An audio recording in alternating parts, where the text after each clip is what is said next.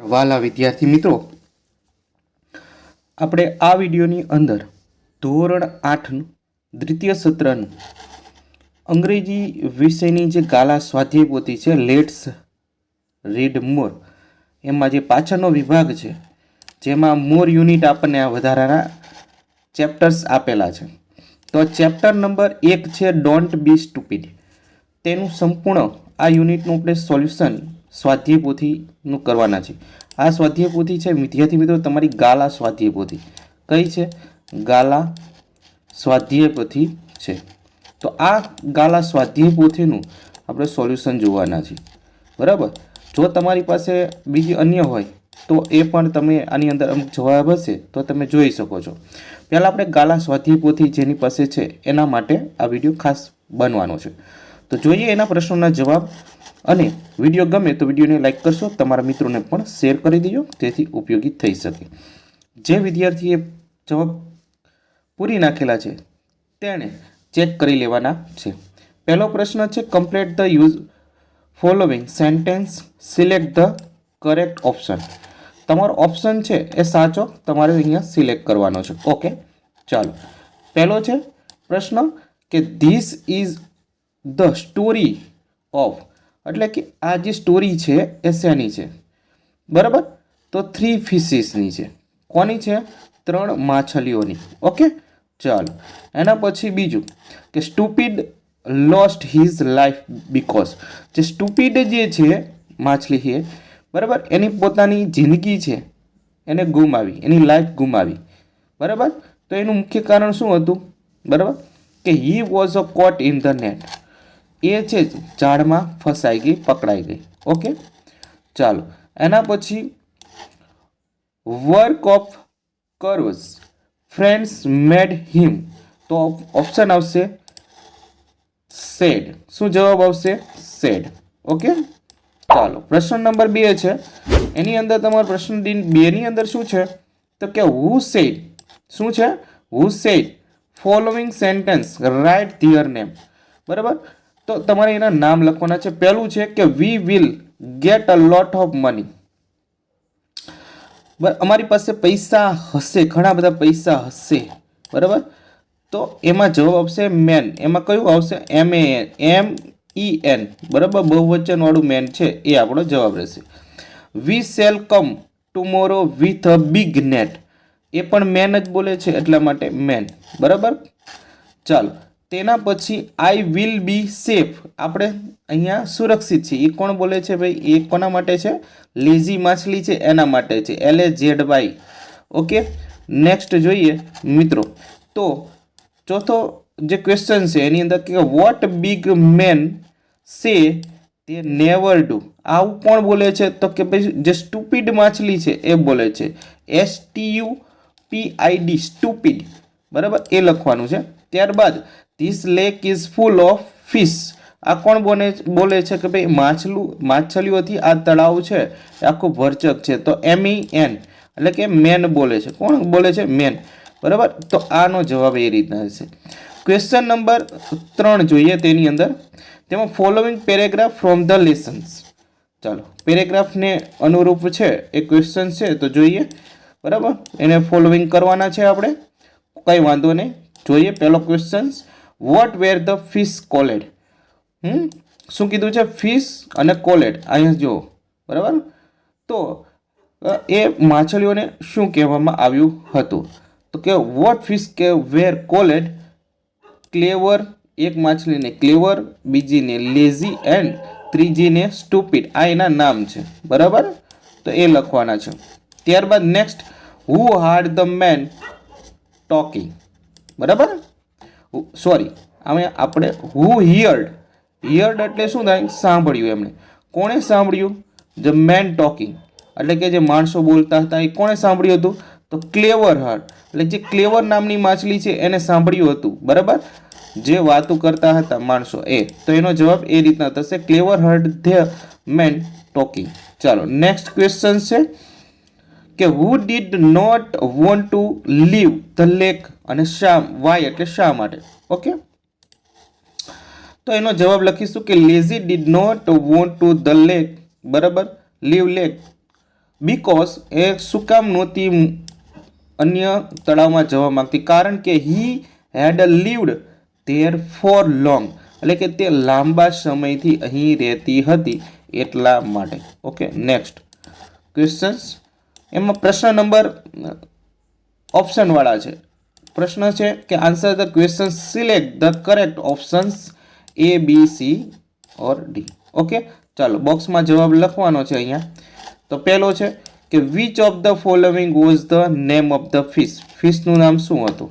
બરાબર, તો એમાં જવાબ આપશે ઓપ્શન નંબર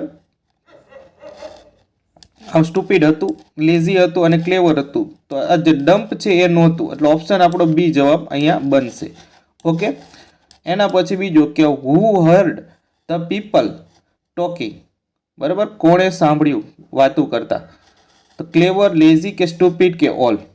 તો બધાએ નહોતું સાંભળ્યું, માત્ર ક્લેવર નામની માછલી છે એને જ જે લોકો પીપલ છે એ વાતો કરતા સાંભળ્યા હતા એમને.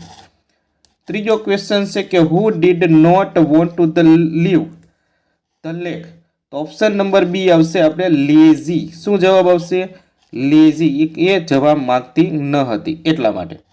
ક્વેશ્ચન નંબર 4 છે, તેની અંદર કે we shall come tomorrow with a big net, who said this.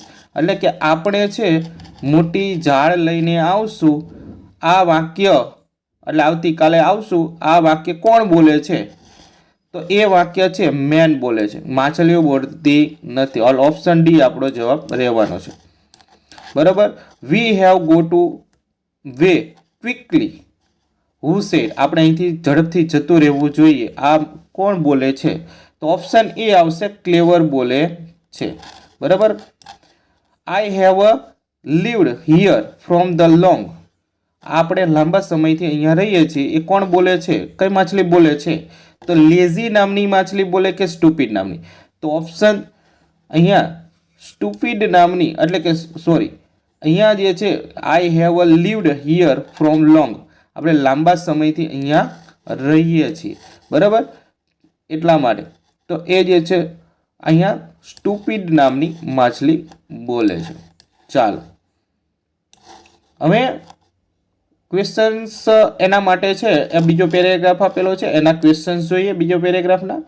Okay, ચાલો પહેલો પ્રશ્ન છે અહીંયા કે who did not went to leave the lake. કોણ તળાવમાંથી એ બહાર જવા નહોતું માંગતું, છોડવા નહોતું માંગતું? તો કે lazy and stupid did not went to the lake. Okay, next, who said goodbye to his friend. કોણે કહ્યું આવતું? તો કે ક્લેવર સેડ. કોણે કહ્યું હતું? આ clever said goodbye his friend. Okay, next જોઈએ કે what did the man do. માણસોએ શું કર્યું? The man came with a big nets and caught all the fish. બરાબર, એ માણસો આવ્યા અને બધી માછલીઓને પકડીને લઈ ગયા. ચાલો ચોથો ક્વેશ્ચન છે કે what did lazy do when he was caught. જ્યારે લેઝીને પકડવામાં આવી ત્યારે એણે શું કર્યું? તો કે વેન લેઝી વોઝ અ કોટ હી લે વેરી સ્ટીલ. બરાબર, તે એકદમ કંઈ પણ હલનચલન કર્યા વગર ત્યાં સ્થિર રહી હતી. ચાલો એના પછી પાંચમું છે કે what did the man think. બરાબર, માણસોએ શું વિચાર્યું હતું? એ માણસોએ એ માછલી માટે તો કે ધ મેન થોટ થિંકનું ભૂતકાળનું રૂપ થોટ છે that a lazy was a dead. એણે વિચાર્યું કે માછલી મરી ગઈ છે. ઓકે, ચાલો એના પછી છઠ્ઠું કે what did the man do with lazy. The man took lazy, બરાબર, lazy out the net and threw him way. બરાબર, threw him way on the sand, એટલે રેતી ઉપર એ માછલીને ફેંકી દીધી. એને એમ લાગ્યું કે આ માછલી મરી ગઈ છે. બરાબર, ચાલો what did the lazy do when the nobody water looking. તો when nobody looking lazy stupid become into the water. બરાબર, જો એ લેઝી નામની માછલી છે એ આળસુ હતી પણ મૂર્ખ તો ન હતી. બરાબર, સ્ટુપિડ એટલે મૂર્ખ થાય, તો એ મૂર્ખ માછલી મરી જાય છે, તમને ખબર છે વાર્તામાં. ઓકે, અને લેઝી છે એ નાટક કરે છે એટલે એ જીવતી રહે છે. હુ સેડ ગુડ બાય, કોણે કહ્યું આ? બરાબર, કઈ માછલીએ કહ્યું? તો ઓપ્શન નંબર સી તમારો ક્લેવર નામની માછલી જ્યારે તળાવ છોડ્યું હતું ત્યારે એને કહ્યું હતું.